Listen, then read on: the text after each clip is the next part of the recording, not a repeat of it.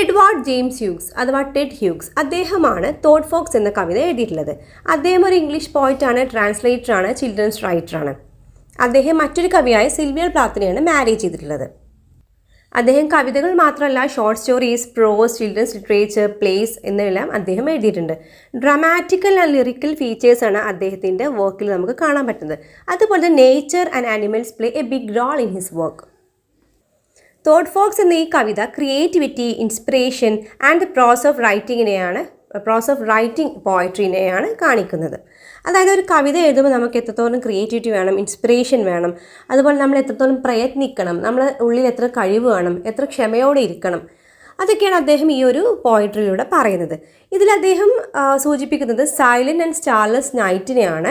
അങ്ങനെയാണ് ഈ പോം സ്റ്റാർട്ട് ചെയ്യുന്നത്. അതായത് സൈലൻറ്റ്, സ്റ്റാർലെസ് നൈറ്റ് എന്നൊക്കെ പറഞ്ഞിട്ടാണ്, അതായത് അദ്ദേഹം എലോണാണ്, ഒറ്റയ്ക്ക് ഇരിക്കുകയാണെന്നൊക്കെ കാണിച്ചുകൊണ്ടാണ് ഈ ഒരു പോം സ്റ്റാർട്ട് ചെയ്യുന്നത്.